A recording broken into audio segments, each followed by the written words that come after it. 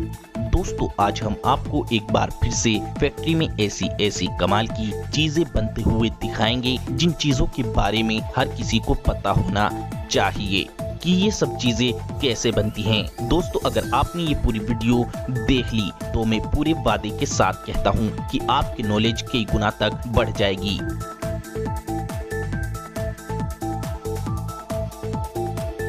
दोस्तों हमने ये वीडियो बहुत ही ज्यादा कड़ी मेहनत कर बनाई है, इसीलिए सभी दोस्त इस वीडियो को अभी एक छोटा सा लाइक जरूर कर दें और वीडियो को पूरा आखिर तक जरूर देखें।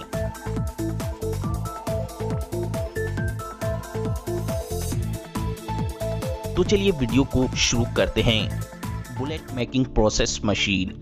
दोस्तों बुलेट को कौन नहीं जानता होगा, किसी भी गन या पिस्टल में इस्तेमाल होने वाली गोली को ही बुलेट बोलते हैं। लेकिन क्या आप जानते हैं ये बुलेट यानी गोली फैक्ट्री में धड़ल्ले से बनती कैसे है? दोस्तों इन गोलियों को बनाने के लिए 5 चीजों की जरूरत पड़ती है। नंबर 1 तांबे की बुलेट, नंबर 2 पीतल का खोखा, number 3 gun powder, number 4 primer और नंबर 5 रिम। दोस्तों ये बुलेट बनाने के लिए कंपनी सबसे पहले पीतल की एक शीट को मशीन में लगाकर उससे पीतल के खाली खोखे बनाती है। ये मशीन बड़ी ही तेजी से पीतल के खाली खोखे बनाती चली जाती है।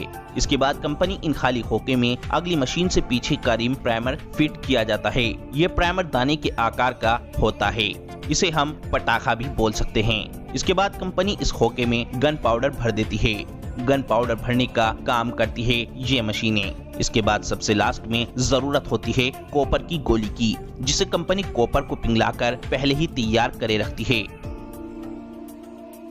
इस कॉपर की गोली को सबसे लास्ट में इस पीतल के भरे खोखे पर प्रेस कर दिया जाता है। ऐसे कुछ ही मिनटों के प्रोसेस से कंपनी सैकड़ों बुलेट तैयार करती रहती है।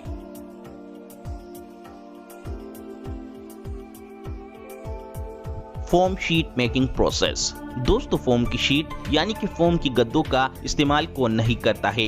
घर में सोफा और बेड जैसी चीजों में फोम की गद्दों का ही इस्तेमाल होता है।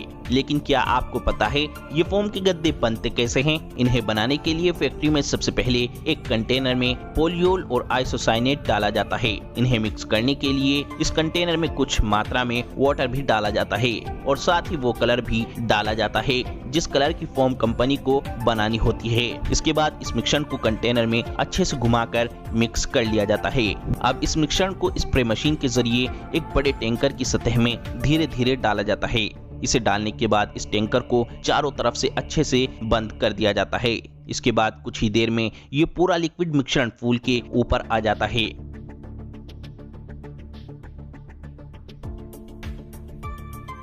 और फिर इस मिश्रण को कुछ ही देर यहीं पर टैंकर में फूला रहने देते हैं और फिर कुछ ही देर में यहीं पर सूखकर ये मिश्रण एक फोम का रूप ले लेती है। अब इस फोम को कन्वेयर बेल्ट पर आगे ले जाकर इसे एक कटिंग ब्लेड से नॉर्मल गद्दे की शीट में काट लिया जाता है। ऐसे फोम की शीट या गद्दे पूरी तरह बनकर तैयार हो जाते हैं। Washing powder making process. दोस्तों कपड़े धोने के लिए जो सर्फ आप इस्तेमाल करते हो, क्या आपको पता है वो कैसे बनता है?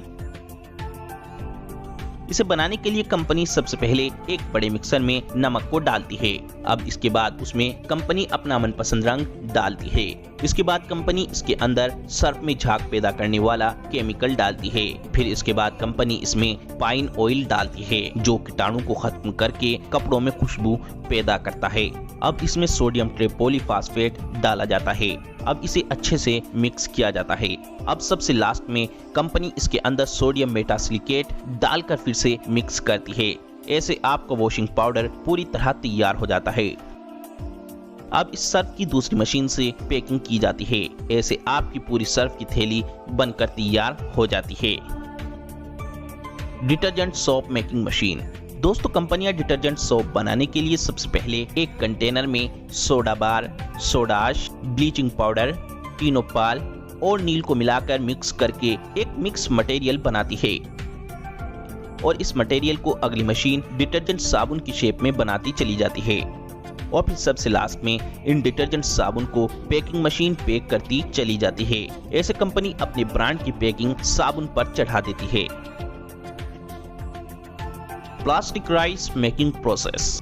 दोस्तों ये बात तो आपने शायद काफी लोगों से सुनी होगी क्योंकि बाजार में प्लास्टिक के चावल भी आ रहे हैं। लेकिन क्या आपको पता है कि आप जो चावल खाते हैं वे प्लास्टिक की मिलावट के हैं या नहीं? क्या आपको पता है ये प्लास्टिक के चावल कहां से बनते हैं और कैसे बनाए जाते हैं? तो दोस्तों मैं आपकी जानकारी के लिए बता दूं, ये प्लास्टिक के नकली चावल धड़ल्ले से चाइना के अंदर तैयार किए जा रहे हैं। और ये चाइना में बनते कैसे हैं? तो इसके लिए मैं आपको बता दूं, प्लास्टिक के नकली चावल बनाने के लिए सबसे पहले ये फर्जी फैक्ट्री वाले सफेद प्लास्टिक की पन्नी और पॉलीथीन वगैरह खरीद लेते हैं और फिर इन प्लास्टिक की पन्नियों को एक वर्कर मशीन में डालता रहता है।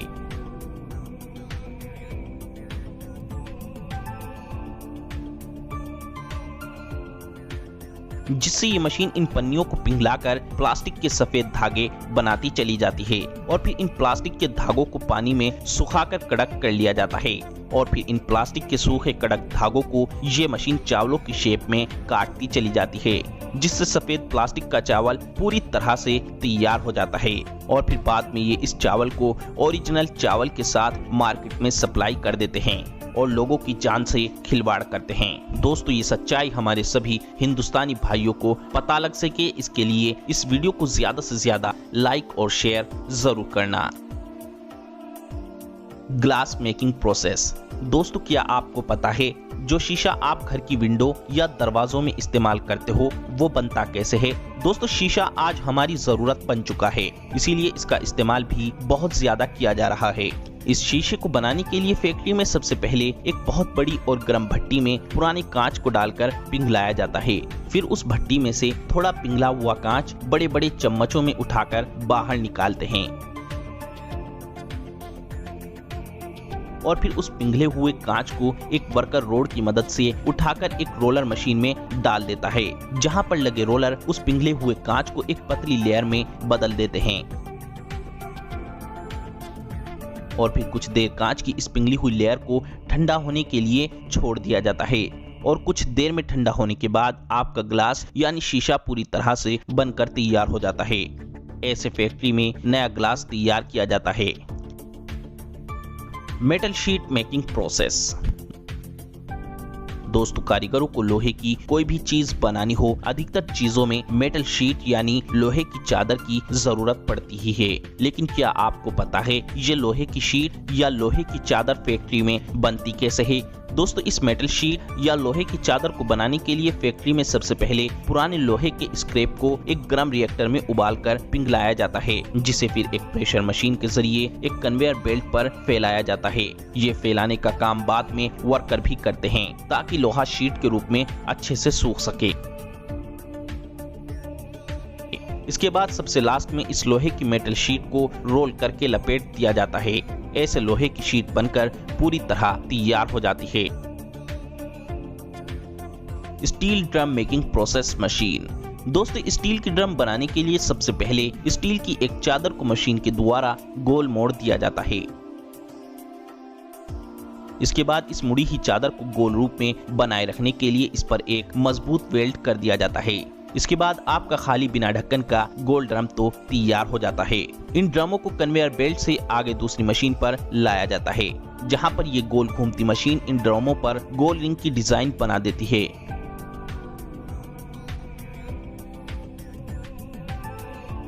और फिर इसके बाद स्टील की गोल कटी प्लेट को मशीन में रखकर ड्रम के ढक्कन का रूप दे दिया जाता है।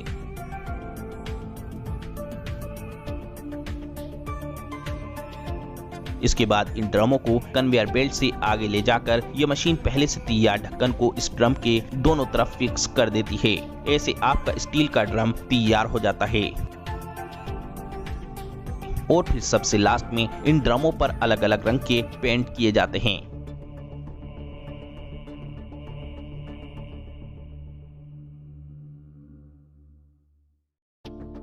ऐसे कंप्लीट ऑयल ड्रम बन के तैयार हो जाते हैं।